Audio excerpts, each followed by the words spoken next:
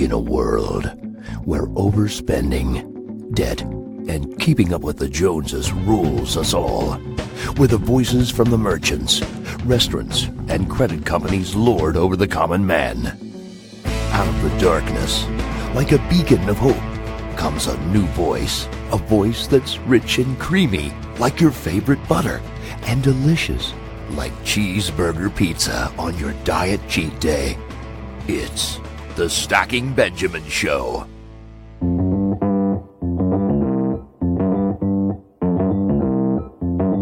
Live from Joe's mom's basement, it's the Stacking Benjamin Show.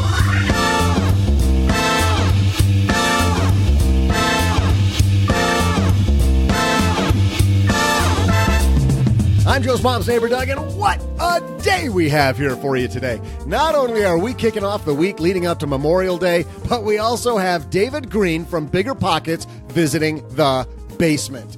Boom! Plus, in our headline segment, Are You Chasing Retirement? We'll share some hard-earned lessons from people who retired early. And that's not all. We'll also throw out the Haven Lifeline, answer a letter from the mailbag, and to top it all off with my amazing trivia. And now, two guys who are kicking off this week of fun. It's Joe and O-G.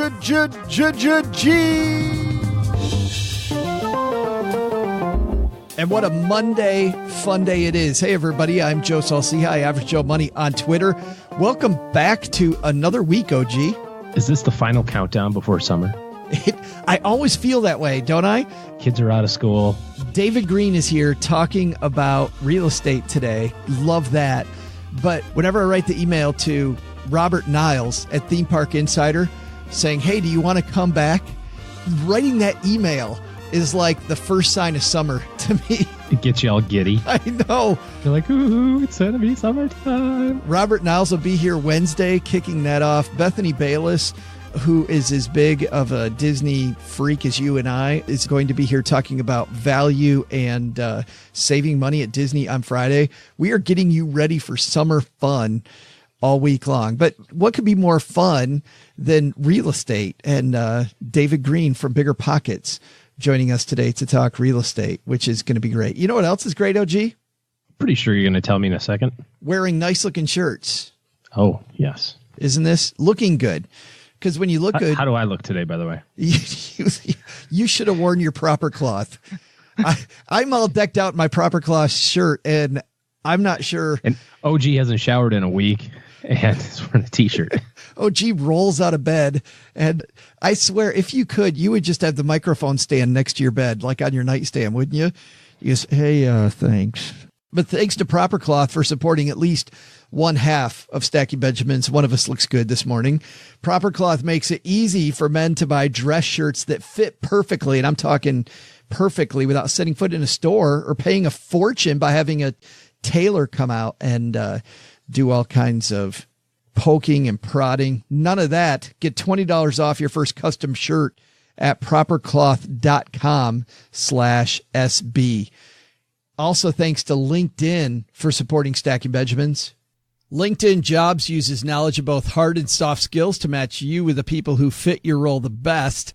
Post a job today at linkedin.com/SB. And you know what's going to happen?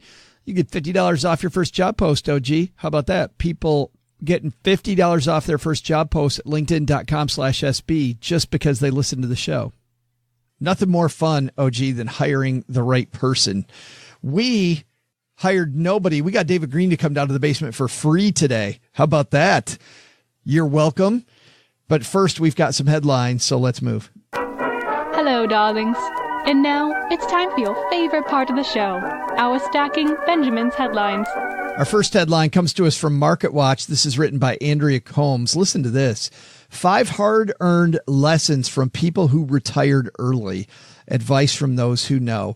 You know, we've heard a lot about the FIRE movement, which for those of you who are new to the show, that's this idea of financial independence, retire early, getting really aggressive about being financially independent at an early age.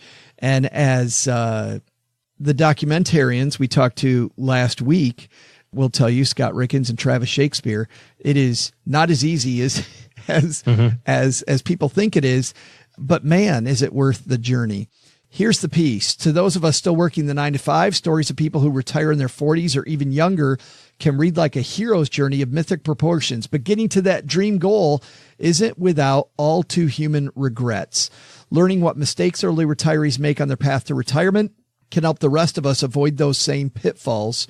And so they ask some people, and the first person they talk to is Carl Jensen, founder of the blog 1500 Days. And what's funny is Mindy, of course, is with Bigger Pockets.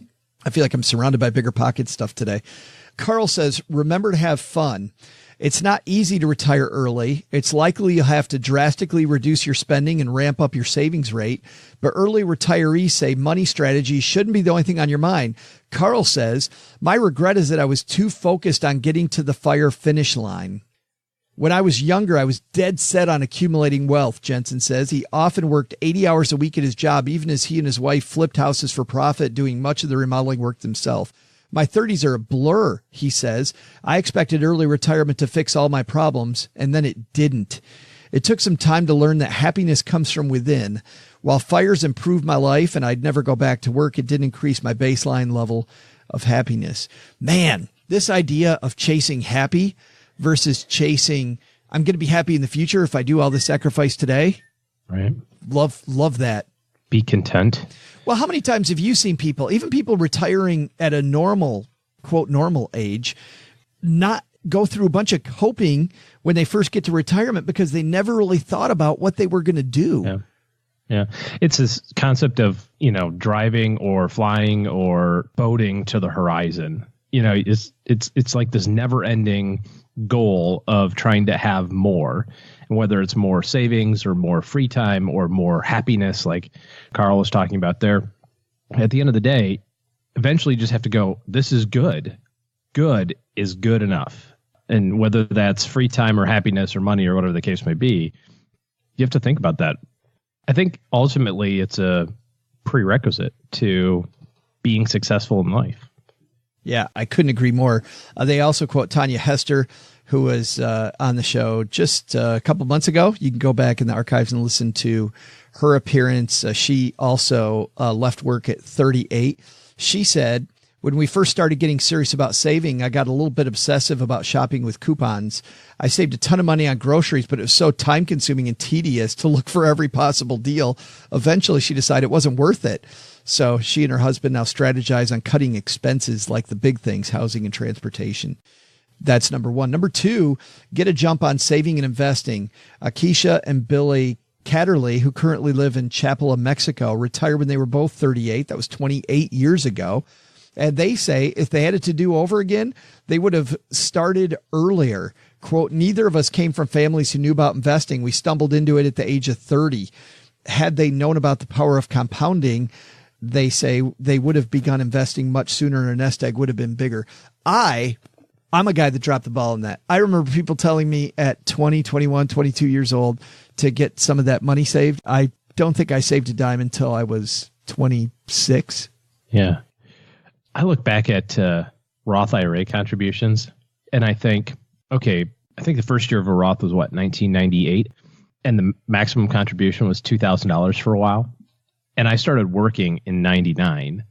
I didn't make a lot of money my first year. I made $10,000 my first year, but I made slightly more than that my second year. And I look back now and I go, seriously, I didn't have $167 right in June of 2001 to put into a Roth. Are you kidding me? What was wrong with me? But you remember the feeling at that time. You seriously thought you didn't. And if I had that to go to do again, just hide it from myself, I'd do it a bajillion times.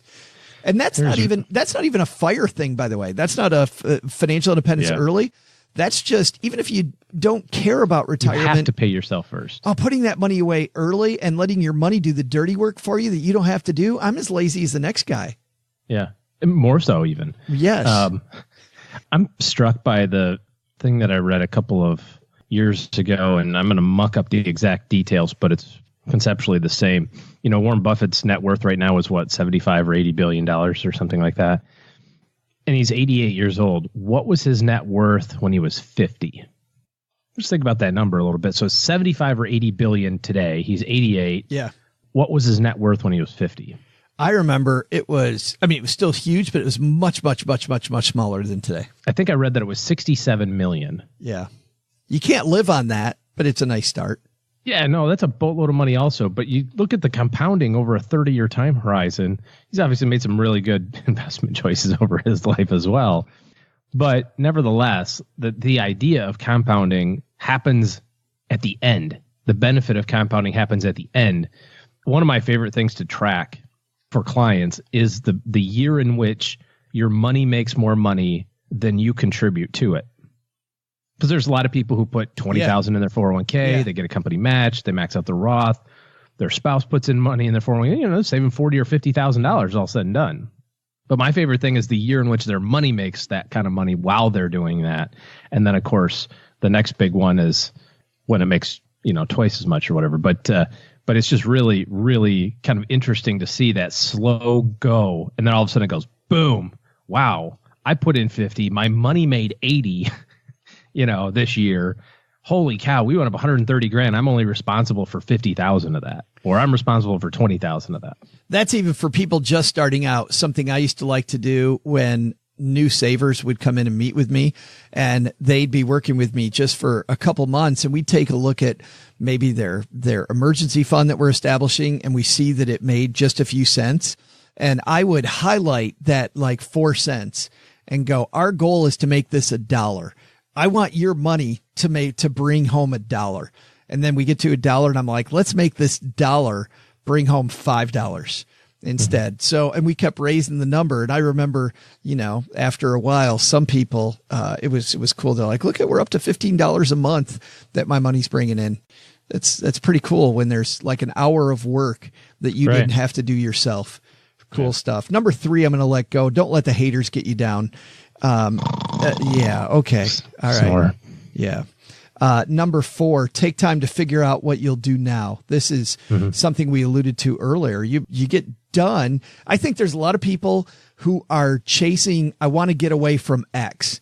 And it isn't about getting away from X. It's about what are you going to? You can't just simply say ubiquitous things like, I'm just going to retire and play golf every day. Yeah. Jillian Johnsrud, who became financially independent in 2015 at age 32, says, it takes time to learn how to structure your day. No one feels great after binging on Netflix for 12 hours, especially the 5th day in a row. That is so true. I remember, well, you and I know about this practice of taking a free day. Just take a free day once a week. And this is not time for anybody but you. And I remember when I first did that and I said, I'm going to play video games all day long.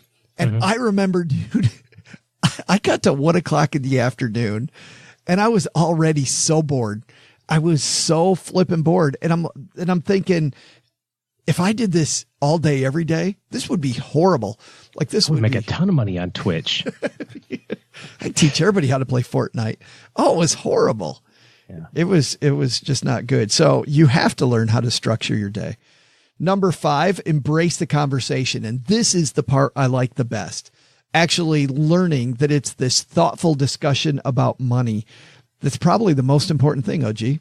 It's a conversation about why are you doing what you're doing? Whether it's trying to retire early or retire quote unquote normal time, you're still sacrificing stuff today. So why are you sacrificing it? And you have to have a really, really, really strong reason for that. And if you do, then you'll stay motivated and you'll stay on task. Let's go to our second headline, which comes to us from Investment News. This is written by Greggy Akerchi. Let's nerd out a little bit on the advisor side of things, OG. Edward Jones doesn't sell indexed annuities, bucking the broker-dealer trend. Edward Jones has taken a contrarian stance on indexed annuities, declining to allow its brokers to sell the annuity products, even though its peers are doing so, and the products are increasingly popular industry-wide. That, my friend, drives me crazy. Indexed annuities. I am not anti-annuity, but when I read this, I was like, way to go, Edward Jones. Because indexed annuities more than any maybe I got it wrong, OG. And the reason I brought this to the table is because I'm hoping I got it wrong.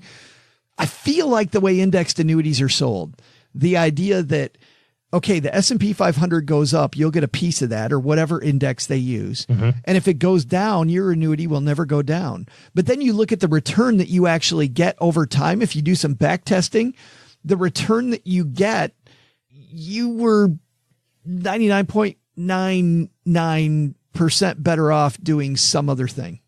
I have very few clients that have annuities in the firm, and some of them are indexed annuities only because that was the good benefit at the time. But you're right about how they're sold. If they're sold appropriately, if you have a fair discussion about, it won't go below zero, but you're going to only get 30 cents on the dollar on the upside. So you want to assume that when you put in the threes and you put in the zeros, this is a glorified savings account. Yeah. This is a 2% return, 2.5%, maybe 3% return, depending on the rate at which you earn the money. But the other thing that's really kind of funky about them are not only how they're sold, but also all of the really kind of secretly hidden stuff inside of it. And that's probably more detrimental than the growth potential miss. Because I think about this like a client. If you're a client and I said, hey, I think you're going to get 7% a year and you get 3, but you still never get anything less than 0. Maybe you're a little disappointed. But if I forget to mention that the costs inside of it are 2.5%, now I'm pissed. Yeah, right. And I think part of it comes, all these bells and whistles and how difficult they are to understand. Looks like that's part of Edward Jones' decision. Steve Rushoff, principal for insurance and annuity products at Edward Jones, said the firm's decision not to offer indexed annuities is in line with its philosophy of keeping its investment products, quote, relatively straightforward for its clients and advisors. They're not really that straightforward. Oh, they're not. They're super complicated. And even the simple ones are super complicated, which is why they get so much press. But it's always interesting to see, too, when you look at how they're structured and how they're sold, how many of the people that are selling them actually understand how to use them. That's my thought process. Whenever I hear about somebody selling it, I'm like, how can you present this as a good, I don't think they've done the work to figure out that this probably isn't the best thing out there. And the really bad ones pay a whole bunch, which is a whole nother issue, which ought to tell you everything. Most of the reason. Yeah. I am headed to MIT to actually go to a conference about the annuity space, because I love seeing people on the upside really working on this, because I think annuities have a place. They totally have a place. This idea of a private pension as a leg of your stool, I think is really important when we talk about longevity risk. People living for a long, long time, super important. And I really wish the annuity space would fix itself. Can you get a coffee mug that says like, I taught at MIT, and then in really fine print it says like jump rope or something like that? I'm going to get you, because they sell that crap. I'm going to get you a t-shirt that says my co-host went to MIT and all I got was this stupid t-shirt. I'm going to get you one of those. There you go. I like that. Before we get to our takeaways, I think that this whole Edward Jones thing is all about differentiation, right? Edward Jones giving himself a little bit different placement than their competitors. And if you're looking for the place that differentiates when it comes to hiring, you want to go to LinkedIn Jobs, because you already know that hiring isn't as easy as putting an ad in the paper. Who puts an ad in the paper anymore? Can't do that. Or posting on a job board. With more qualified candidates than ever, you need something that helps you find the right people for your business. And LinkedIn Jobs does exactly that. There's more than 500 million active users already on LinkedIn. So people go there every day to make connections, grow their careers, and discover new job opportunities. And 90% of LinkedIn users, they're open to new opportunities, but not actively scanning job boards. And that means LinkedIn Jobs gives you access to an entirely different demographic than any place else. LinkedIn Jobs uses knowledge of both hard and soft skills to match you with the people who fit your role best. Things like collaboration, work ethic, and adaptability are all taken into consideration. So LinkedIn Jobs can help you find somebody who's not only qualified, but but also matches with your company's culture. LinkedIn Jobs will get your job in front of the most relevant qualified candidates, so you're focused on making a hire that you're actually excited about. Imagine that. Somebody who you actually want to work with coming into your company, all because you use the right platform to find them. Post a job today at linkedin.com/SB and get $50 off your first job post. That's linkedin.com/SB for $50 off just because you listen to the Stacking Benjamin Show. Terms and conditions apply.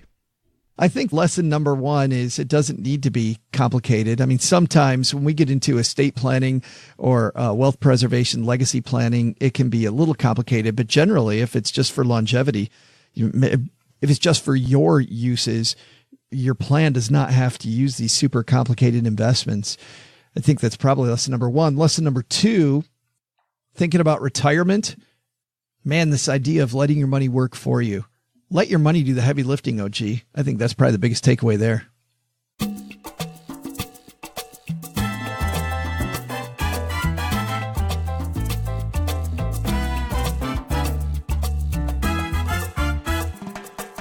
Coming down to the basement, he is a gentleman who is a rock star.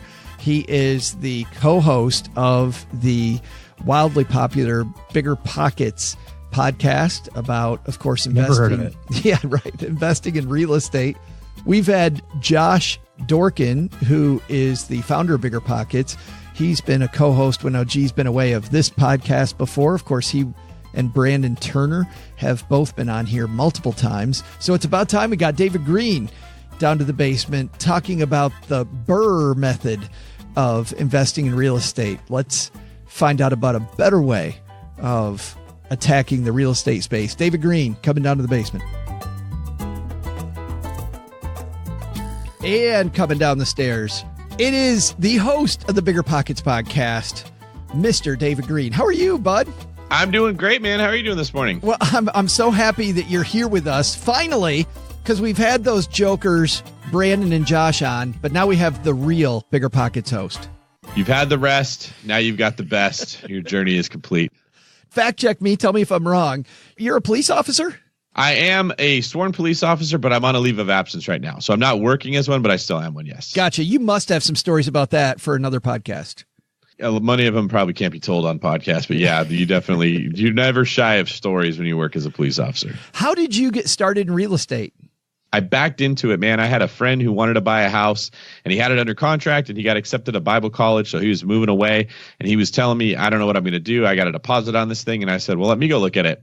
And I looked at it and I figured, you know what? One day I'm going to have a family. I'm going to need a house. I'll just buy it and rent it out till I'm ready to live in it. Bought a rental property and that's how it got started. Wow. And how many rental properties do you own now?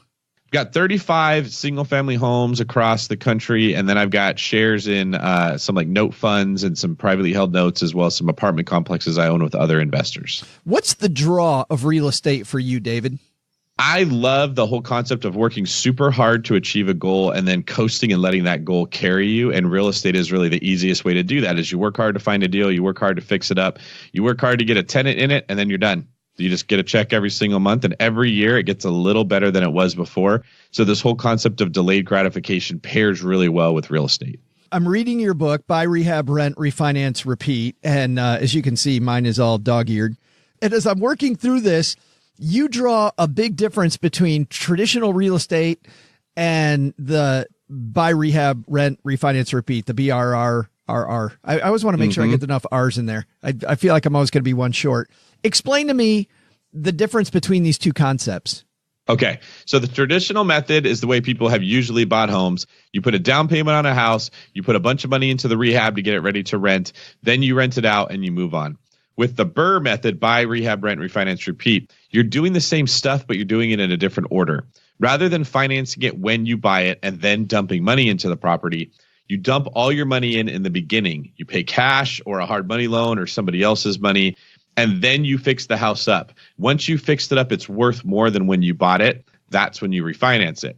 So when you're refinancing it based on the higher value, you're getting a bigger chunk of your money back. So you get back the capital you put in, which you can then reinvest into the next property. And it allows you to use the same dollar to keep buying rental properties time and time again, which means you can buy more, which means you get better at it, which means you build a bigger portfolio. You're leveraging the rehab that you do of the property. So in other words, I buy a house, not worth much money. Let's say it's a $100,000 property. You rehab it, you turn it into what, $120,000, $130,000 property maybe. And so then you can take more money out of it, and then you use that money then to purchase the next home. Exactly. See, when you buy the house, if it's in really bad shape, you're taking a loan out on the lower value. So like if you go buy a house that would be worth 120, but you only pay 60 for it, that's a great deal. The problem is you're only able to borrow like 40,000 or 45,000. So you left 20,000 of a down payment plus all the 30 or 40 grand you got to spend on the rehab. You left it in the house. You can't use it to buy more homes, right? So you've got a ton of equity left in this property, but you don't have any capital to go buy the next house. What I'm saying is you put all the work in first. You make the house worth 120, then you refinance it. The bank's going to let you pull out $90,000 because it's about 75% of the value of it. You now have $90,000 to go buy the next house, make it worth more, add value to it, get a cash flowing rental, and keep going. And by using this method, I went from buying about 2 houses a year to 2 houses a month. 2 houses a month. Yeah. Yeah, that's a slightly faster. Let's go through just one little piece. Obviously, if somebody wants the Bible on this is a thick book. There's no way we can do this in the next 10 minutes. But I do want to jump into maybe just one little sliver of each piece of the whole BRRRR method.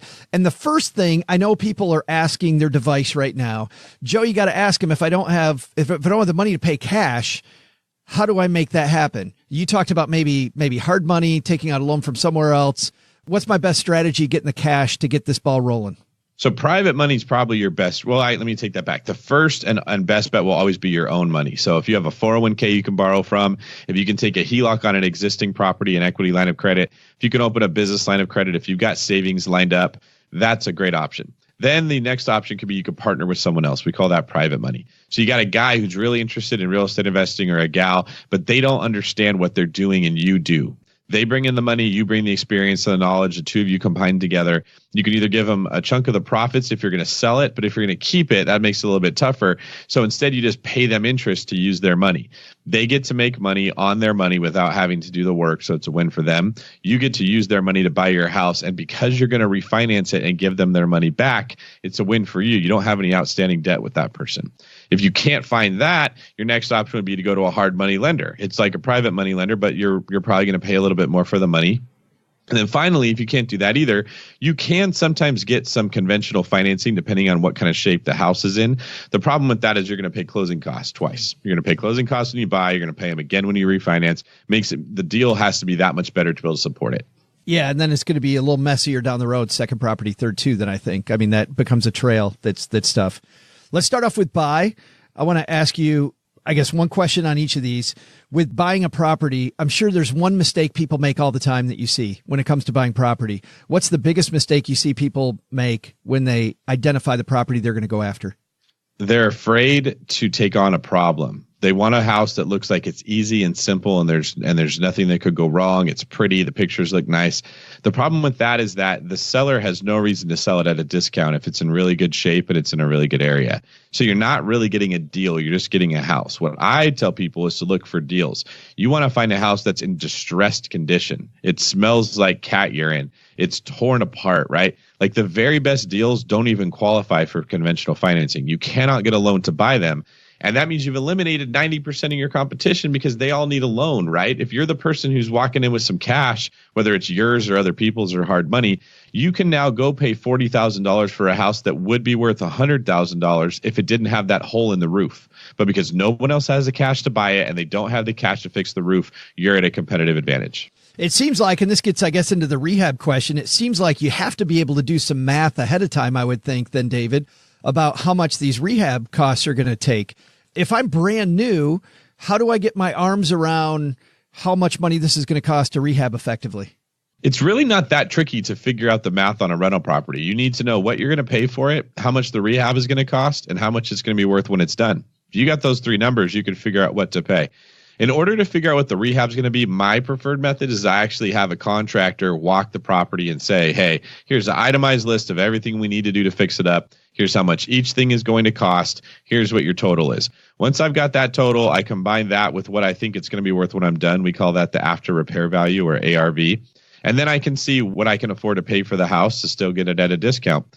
Now, sometimes in the beginning, you may have to pay a contractor for their time to go do that. But once you've got a relationship established with someone you bought a deal or two, they're going to be happy to do that for you because they want your business. Absolutely. You're the goose who's laying golden eggs. There you go. For you a couple times a month.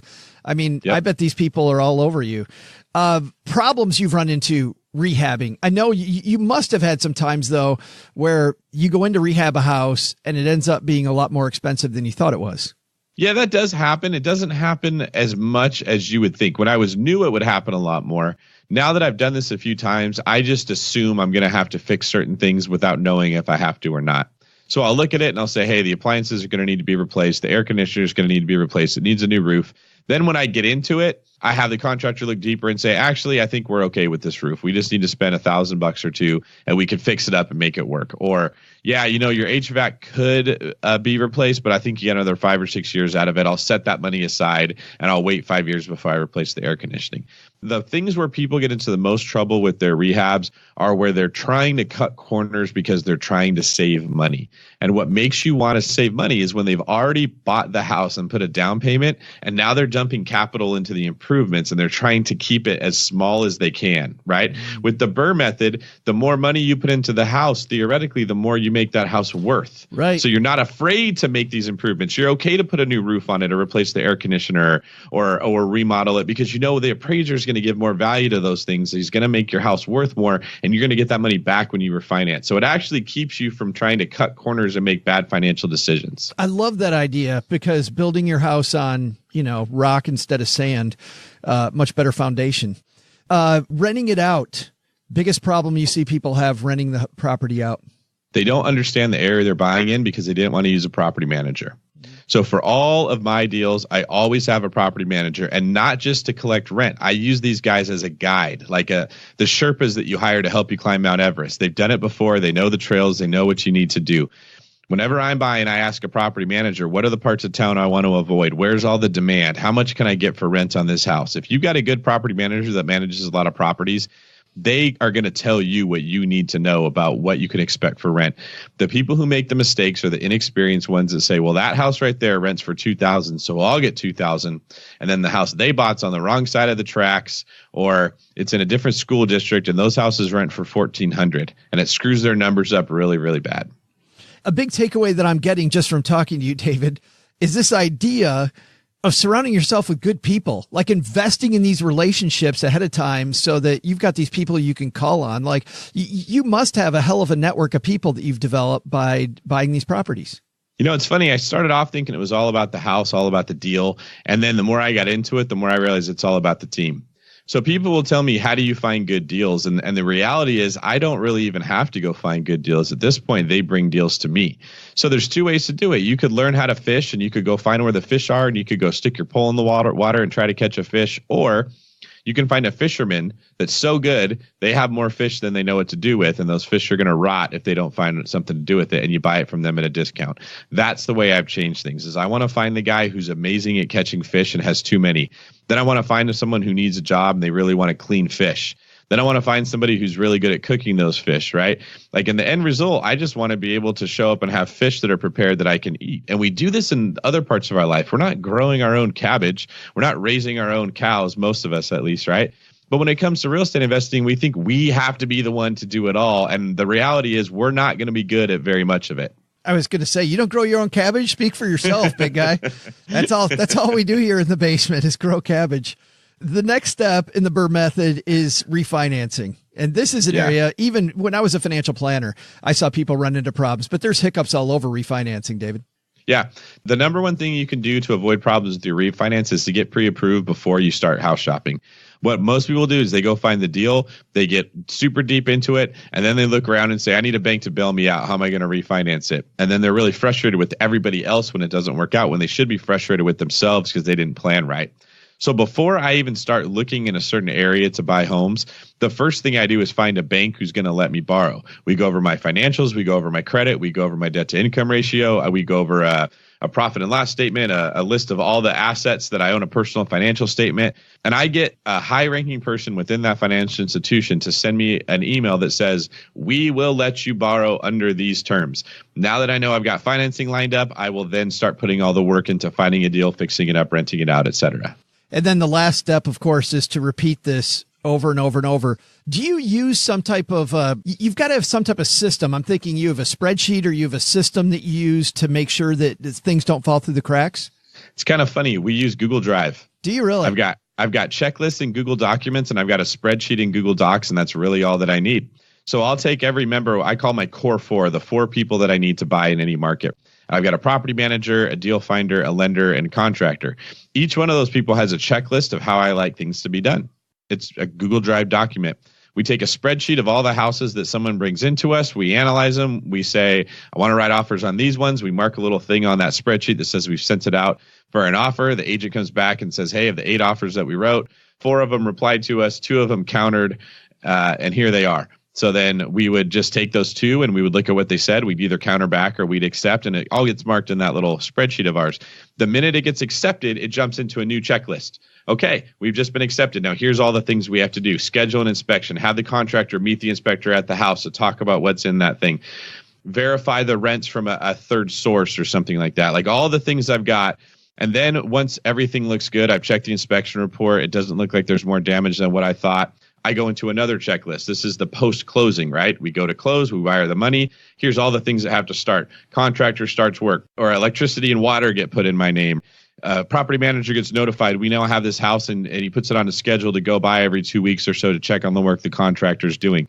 Property manager gets emailed a scope of work that the contractor's doing because I want him checking to make sure that everything's being done that's supposed to be done. It's a whole checklist of stuff, so it's very hard to make a mistake. Once the house is ready, the last checklist kicks in. This is mostly the property manager stuff. Make sure the house was advertised for rent. Make sure we like the rent that they chose. Check in with them every week to see how many showings that we had. And we work that checklist until it's rented out. I love that idea because with the checklist, if something goes wrong, you don't just fix the problem. You go back into the checklist and make sure it never goes wrong again. And that's why the last R is repeat, because you need systems to make you enjoy what you're doing. We will all muscle our way through something the first time or two that we're doing it because we want it really bad. Well, nothing stays fun forever. The novelty of everything wears off. And the problem is that success is typically found from consistency. You have to do the same thing over and over and over. And if you're going to do that with any kind of joy, you need systems in place so that you're not carrying the weight all by yourself. That is just crazy talk. I don't know what you're... Now, the big problem here, if only there were somebody who'd written a book about this stuff. I mean, because we just barely covered each step along the way of the BRRRR method. I wish somebody had written a book about this, David. Well, thank you for saying that, Joe. I had the same problem, and I was tossing and turning all night long thinking, where can I learn about this BRRRR method? And there was no resources out there. So I took it upon myself to solve that problem. It is fantastic. And this is not a thin book. And this is the Bible, if that's an apt analogy. I think of the BRRRR method, and you cover everything. And while we covered one thing that might go wrong on each step of the way, you've got a lot of little tips and tricks in here that I love that I think are going to make it easy for people to dive right in. Well, thank you very much. I like to try to make people think they're getting 2 books for the price of 1. So it is big, but that doesn't mean that you should be scared of it because it's full of really good stuff. And I'd rather give people extra information than leave something out there where they feel like they have to go look for the resource somewhere else. Yeah, it's an easy read. I mean, it's dense with information, but it's an easy read. And there's even a few places I laughed. What's that all about? That's my friendship with Brandon Turner seeping its way into the pages there. He's a funny guy. Well, I was going to save that for my last question because, as you know, both listeners of the Stacky Benjamin show don't talk to anybody. You got to give us some dirt on Brandon Turner because that guy just seems to be too good to be true. There's got to be some dirt that, just the two of us with nobody listening can talk about. The thing with Brandon when I first met him was I thought he was just this big, lovable goober. He's actually crazy smart, really, really smart, right? He kind of downplays his own smartness so that people aren't intimidated by him. But some dirt on Brandon would be he is the most horrible, terrible leverager of other people that I've met. He just will not. He can't work systems because he likes to do everything himself all the time. So I'll go hang out with them, and we're in Hawaii, and there's a sunset, and I want to talk about some life-changing stuff. And Brandon's like really busy putting a stool together that he can, like a bar stool or something, right? Or like some appliance that his wife likes, like some cake batter maker. He's trying to put all the pieces together. And I'm like, do you know, Brandon, how many people would give their left arm to be able to say that they made your stool for you? You've got an entire state full of people that worship you. And he's just like, I didn't think about that. So that'd be the biggest dirt I could come with Brandon, is he likes to do everything himself. That is fantastic. The book is Buy, Rehab, Rent, Refinance, Repeat. We call it the BRRRR method, BRRRR rental property investment strategy made simple. Where does everybody get it, David? So you can get the book at biggerpockets.com/BRRRR book. That's BRRRR with 4 R's, BRRRR, or Amazon.com. You can get it at Barnes & Noble bookstores. Pretty much everywhere that sells books is selling this one. That's awesome, man. Well, glad we finally got you down to the basement, Mr. Greene. Good seeing you. Thank you, Joe. This was a great interview, man. I love it.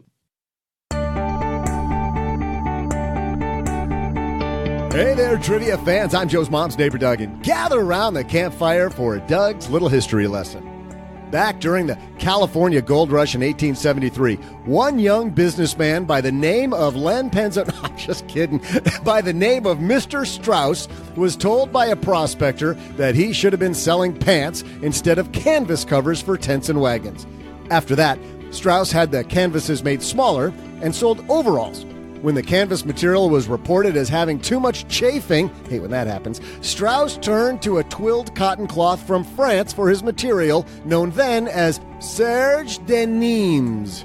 Now here's your trivia question. What is another name for serge de Nimes? I'll have your answer right after this. I told the story on Bobby Rebel's podcast, OG, about how I wore some cheap clothes and cheap shoes early in my financial career. And I was talking to a guy that you and I both know right after I stopped wearing plastic cheap shoes. And I thought, you actually wore plastic shoes, or are you just making that up? Well, no, I wore those like clown ones. No, I wore those black shoes that looked like they had the sheen on them, so I wouldn't have to go polish them all the time.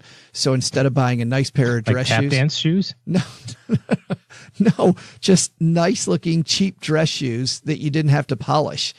And it was funny because I thought nobody noticed when you wore rotten clothes. And then the second I got rid of them, a mutual friend of ours said, "Hey, it's about time you got rid of those plastic shoes." And I went, oh man. But having good clothing that fits right isn't just important when other people look at you. It also makes you feel better. And obviously confidence is everything when it comes to getting the job done right. And because of that, got to say a big thanks to Proper Cloth for supporting Stacky Benjamins. When your clothes fit well, everything in life seems to go well. You're going to ace the interview. You're going to ace the date. Maybe OG, you can get Mrs. OG to actually pay attention to you more with your new Proper Cloth clothing. I've been married a long time. I don't think any of that's going to help.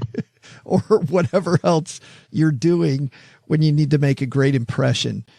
Proper Cloth makes it easy for men to buy dress shirts that fit perfectly without setting foot in a store or paying a fortune. While most bespoke shirts take months to ship, Proper Cloth delivers your custom clothes in less than 2 weeks. Here's what I like. So I ordered 2 shirts. They sent me one, which at first I'm like, why the hell you only send me one? Mm-hmm. But in the email, they tell you, they're like, hey, if this one doesn't fit, we don't want to make you 2 shirts that are just going to end up in a landfill somewhere. Let's make sure that these shirts fit right first. So they sent me one shirt. Shirt fit fantastic. And I went on the website and I said, hey, shirt fits great. And they go, wash it first, because the shirt's going to change dimensions when you wash it. So then wash the shirt still fit great. And then they sent out the second one. Also, that one fit great. It was super easy, but I like that attention to detail. Listen, we want this to all be perfect before we make these shirts. GQ sums up Proper Cloth properly. You could get a dress shirt and have it tailored, but why not buy one made to measure from the comfort of your couch? They offer the perfect fit guarantee, giving you a free remake if your shirt doesn't fit. They were very serious about that, by the way. Hey, with that first shirt, just if it doesn't fit, send it back. We will make this one and your other shirts. Also, if you are a complete idiot and write the wrong measurements down, they remake it. Who would do that? I have no idea. But if you did know somebody who did that and maybe put their sleeve length in wrong by about 2 inches. And, and said person takes shirt out of box and goes, it's a little short. That is strange. And then said shirt goes right to about said person's middle of their forearm. And then you feel like a dummy. But so you email them and go, but they made the sleeve's a little incorrect. They made it easy though, didn't they? I mean, they send stuff to send it right back. It's super easy to send it back. They get the new one out to you. According to the Daily Beast, by the way, custom tailoring's your secret weapon. Like if you can wear shirts that fit you perfectly and aren't just made off the rack, that's the thing. Guys wear these shirts that fit horribly. I've done that in the past without realizing it, which just wreaks havoc on your image and your big old rectangle shirt and your ego. Yeah, right. The square T-shirt. Like this T-shirt looks really good as long as you are SpongeBob. Yes. I've got one T-shirt that I have to keep tucked in because of the fact that that thing just looks like a balloon. It just kind of flails at the bottom. It's like a little dress. It does. Yeah. If I spin around really fast in the wind. Yeah. I look like Marilyn Monroe over that grate. I don't think anybody would confuse you for her, but okay. Probably not. You're going to get $20 off your first custom shirt at propercloth.com/SB. You're welcome. Head to propercloth.com/SB for $20 off. All the while singing, "Happy birthday, Mr. President." Is that you spinning around on the grate? I can neither confirm nor deny. Welcome back, Trivia fans. I'm Joe's mom's neighbor, Doug. Before the break, I asked you about a material Levi Strauss used that replaced his modified canvases after they gave miners too much chafing, you know where. It was called serge de Nîmes. The answer? Strauss used serge de Nîmes, now known as denim, to create the first blue jeans. Well, they must have been comfortable and durable even back then, because here we are over a century later and I still get compliments on my ass when I step out in a pair of Levi's. Well, you know, like not actual verbal compliments, but I can always see it in their eyes when people tell me to get off their lawn. It's just unmistakable. See ya!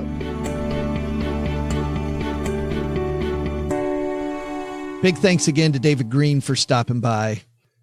This idea of real estate, OG, real estate and stocks, the two options really that you have when it comes to historically kicking the pants off of inflation, which is the job, right? We talked earlier about compounding interest. You have to get ahead of the inflation game. Otherwise, you're going to have to save dollar for dollar for your retirement goal. Have to. Yep. Hey, let's throw out the Haven Lifeline, and we're going to tackle some of life's most important questions.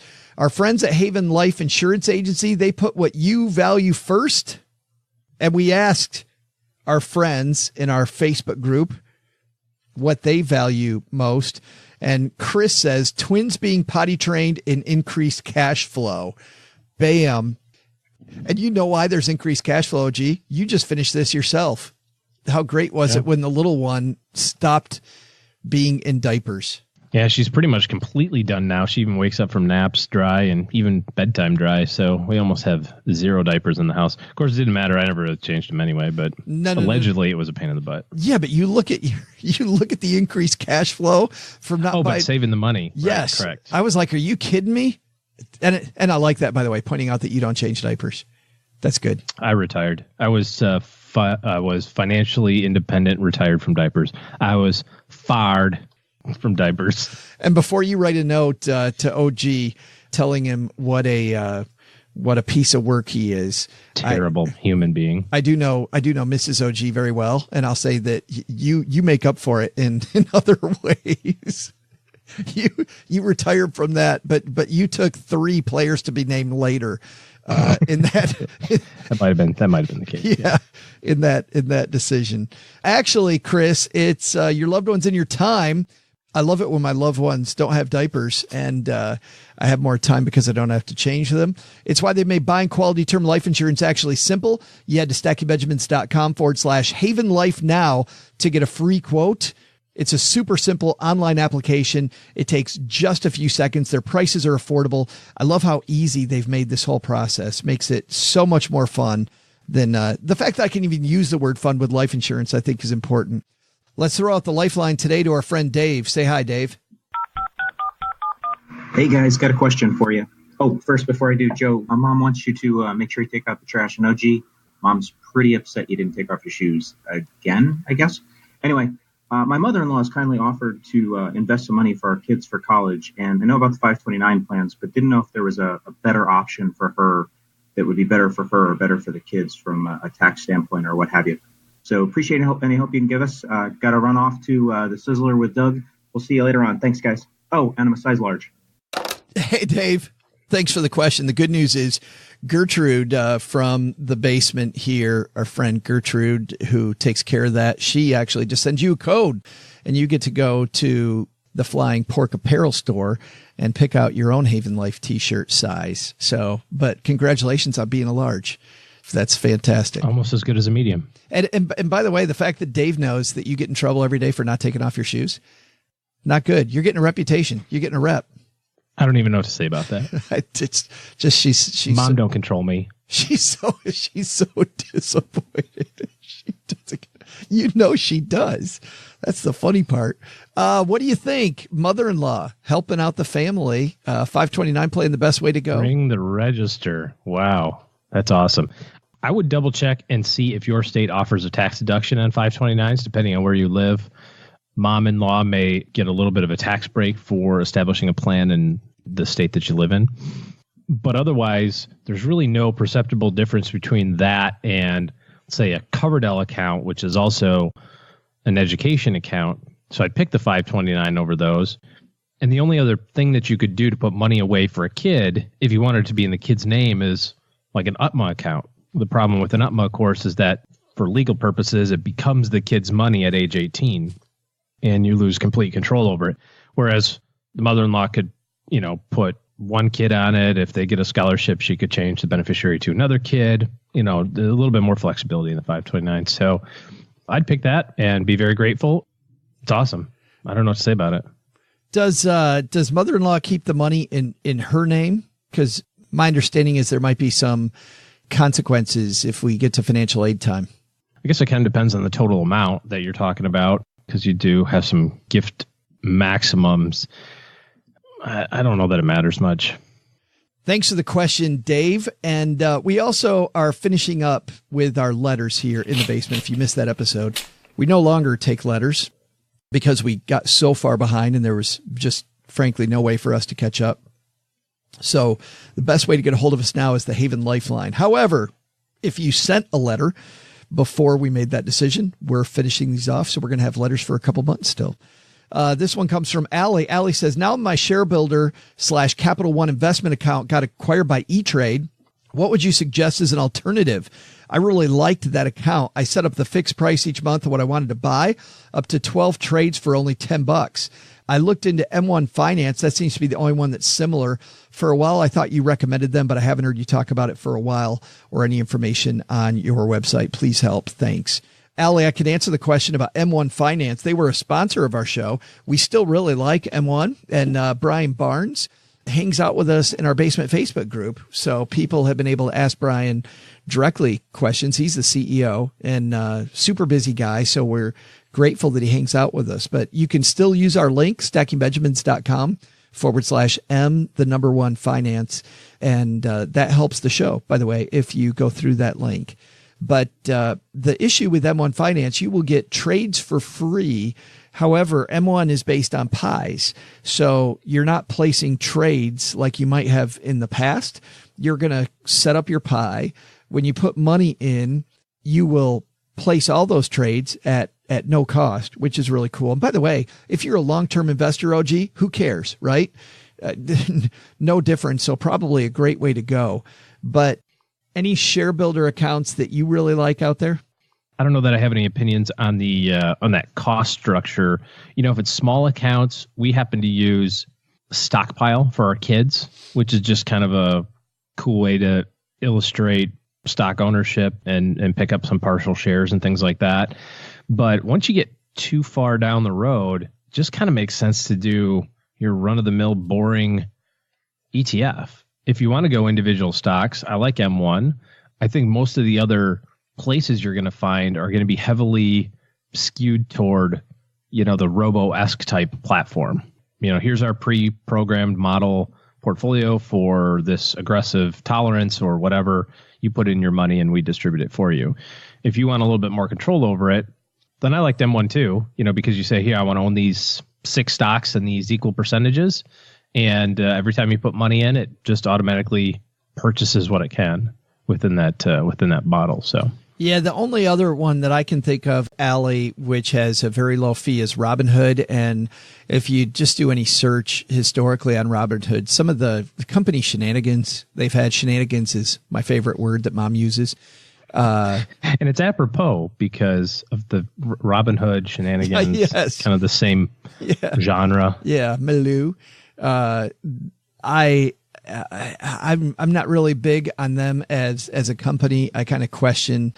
I just don't like questioning the company that I'm going to invest with. And then the second thing is Robinhood tools. If you're looking for tools, of course, you get what you pay for there. And some people obviously will defend Robinhood, saying, "Hey, when you offer stuff for free, you shouldn't expect a lot of tools." But if you want any investing tools at all, you're not going to find them at Robinhood, specifically because it's free. So I think M1 offers you a lot more for your money if you're going to go the free route. Thanks for the question. If you've got a question for the show, once again, the way to get a hold of us is the Haven Lifeline, stackingbenjamins.com/voicemail gets you there. That's going to do it for today. Just a couple housekeeping things. Thanks to everybody who came out and hung out with us a couple weeks ago in Detroit. We haven't said that yet. Fantastic time with Grant Sabatier and company.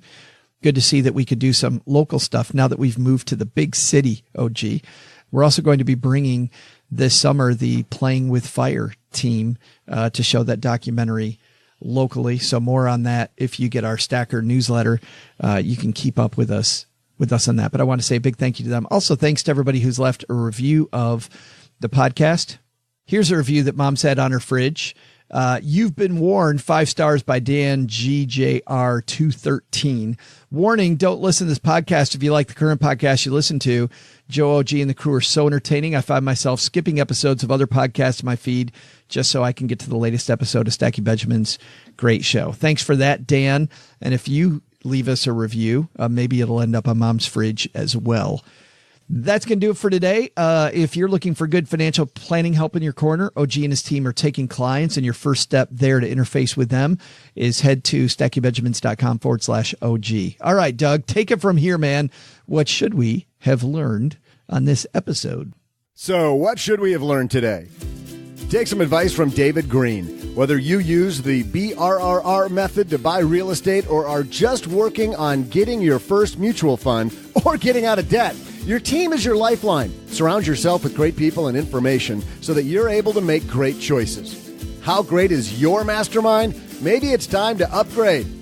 Second, take some advice from people who retired early. Retirement is an easy math problem, but the emotional parts are way more difficult. Think about what you want to do in retirement and who you'll want to be.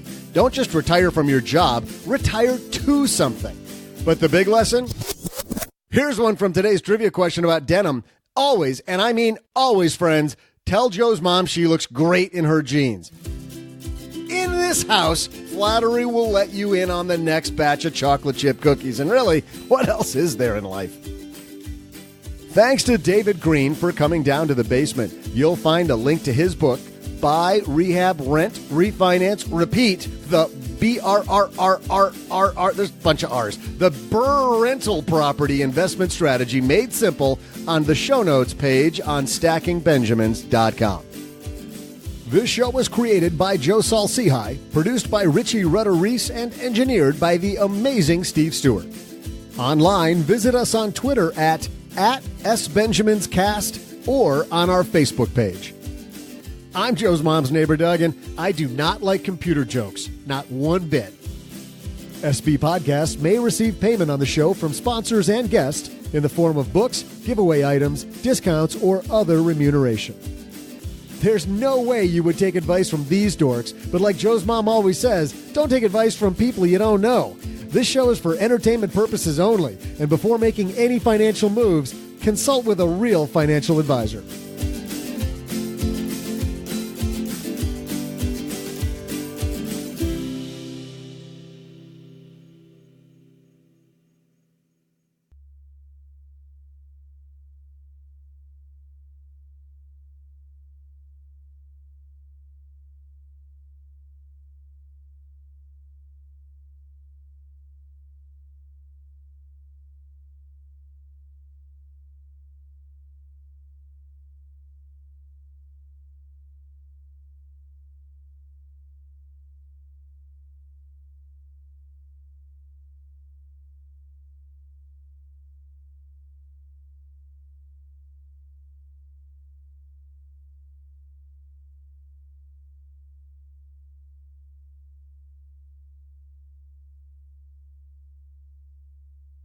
I went to see this film yesterday.